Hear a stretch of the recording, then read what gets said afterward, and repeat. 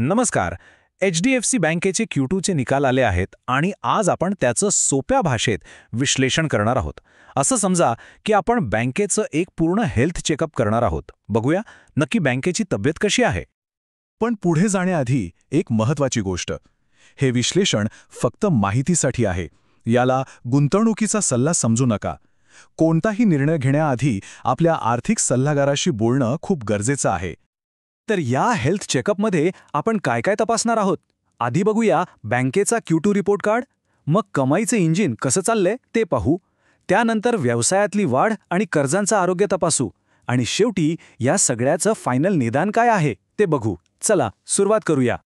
चला तर मग सरळ मुद्द्यावर येऊया. कुठल्याही कंपनीचा विशेषतः बँकेचा निकाल येतो तेव्हा सगळ्यांची नजर सर्वात आधी कुठे जाते? बरोबर, निव्वळ नफ्यावर. हाच तो हेडलाईन नंबर असतो नाही का? आणि तो आकडा आहे तब्बल 18,641 कोटी रुपये. हो, इतका निव्वळ नफा या तिमाहीत बँकेने कमावलाय. म्हणजे बघा, सगळे खर्च, टॅक्स वगैरे सगळं देऊन बँकेच्या हातात उरलेली ही रक्कम आहे. आता हा आकडा एकटा बघून चालणार नाही, बरोबर? गेल्या वर्षी याच तिमाहीत काय परिस्थिती होती ते पाहूया. तर गेल्या वर्षीच्या तुलनेत नफ्यामध्ये जवळपास 10.8% वाढ झालीये. ही एक चांगली स्थिर वाढ म्हणता येईल. नफा तर भारी दिसतोय, पण हा पैसा आला कुठून? बँकेच्या कमाईचं जे मुख्य इंजिन आहे ते नेमकं कसं चाललंय? चला आता तेच बघूया. बँकेचा सगळ्यात मोठा कमाईचा सोर्स असतो तो म्हणजे निव्वळ व्याज उत्पन्न, किंवा आपण ज्याला नेट इंटरेस्ट इन्कम म्हणतो. सोपं आहे. बँकेने कर्जावर जे व्याज कमावलं आणि ठेवीदारांना जे व्याज दिलं यातला फरक. आणि यातही चांगली म्हणजे 4.8% वाढ होऊन आकडा पोचलाय 31,550 कोटींवर. आता इथे एक खूप महत्त्वाचा शब्द येतो, नेट इंटरेस्ट मार्जिन म्हणजे NIM. हे काय असतं? सोप्या भाषेत सांगायचं तर हे बँकेच्या मुख्य धंद्यातलं प्रॉफिट मार्जिन आहे. म्हणजे बँक आपल्या पैशांवर किती हुशारीने कमाई करतेय हे यावरून कळतं. पण इथे एक गोष्ट आहे ज्याकडे लक्ष द्यायला हवं. या तिमाहीत निम थोडंसं कमी झालंय. जूनमध्ये ते 3.35% होतं, आता ते 3.27% झालंय. आता ही घट छोटी वाटेल, पण याचा अर्थ काय? याचा अर्थ असा की बँकेला ठेवी गोळा करायला जो खर्च येतोय तो कर्जावर मिळणाऱ्या व्याजापेक्षा थोडा जास्त वेगाने वाढतोय. त्यामुळे ह्या आकड्यावर पुढे लक्ष ठेवावं लागेल. ओके, कमाईचं इंजिन बघितलं. आता बँकेच्या मूळ व्यवसायाची वाढ कशी आहे ते पाहूया. म्हणजे ठेवी आणि कर्ज या दोन्हीत काय चाललंय? आणि इथे एक मस्त बातमी आहे. बँकेच्या ठेवींमध्ये वार्षिक तब्बल 15.1% वाढ झालीय. एकूण ठेवी आता 27.10 लाख कोटींच्या घरात आहेत. लोकांचा बँकेवरचा विश्वास किती आहे हे यावरून स्पष्ट दिसतं.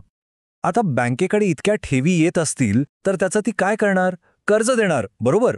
तर कर्ज वाटपातही चांगली वाढ दिसतीये. एकूण कर्जांमध्ये जवळपास 9.9% आणि सरासरी कर्जांमध्ये 9% वाढ झालीये. म्हणजे बिझनेस व्यवस्थित वाढतोय. पण ही कर्जवाढ आली कुठून? सगळ्यात जास्त कर्ज कोणाला दिलंय? तर बघा, SME म्हणजे लहान आणि मध्यम उद्योगांना दिलेल्या कर्जांमध्ये तब्बल 17% वाढ आहे. हे खूप महत्त्वाचं आहे.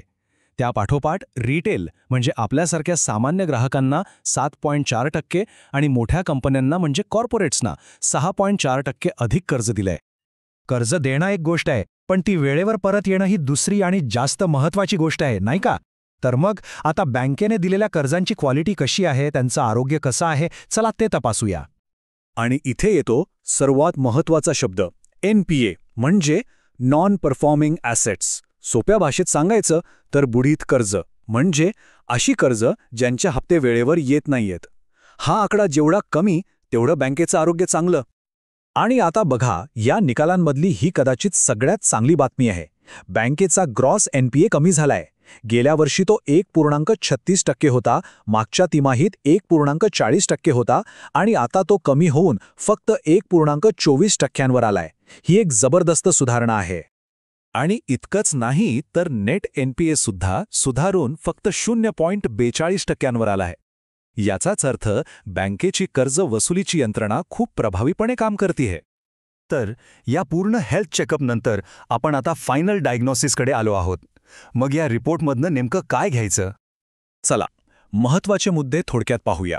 1. नफ्यात 10.8% स्थिर वाढ आहे. 2. ठेवी आणि कर्ज दोन्ही बाजूंनी व्यवसाय चांगला वाढतोय. 3. आणि हे खूप महत्त्वाचे आहे, कर्जाची गुणवत्ता म्हणजे NPA लक्षणीयरित्या सुधारली आहे. आणि 4. एकच गोष्ट आहे ज्याकडे लक्ष ठेवावं लागेल, ती म्हणजे व्याज मार्जिनवर असलेलं थोडंसं प्रेशर. तर एकूणच बँकेचा रिपोर्ट कार्ड मजबूत दिसतोय, कामगिरी स्थिर आहे, पण एक प्रश्न उरतोच. बँकेची कामगिरी जरी चांगली असली तरी या मार्जिनवर जो दबाव दिसतोय तो येणाऱ्या काळात आणखी वाढेल का आणि त्याचा नफ्यावर काय परिणाम होईल यावर नक्कीच लक्ष ठेवावं लागेल.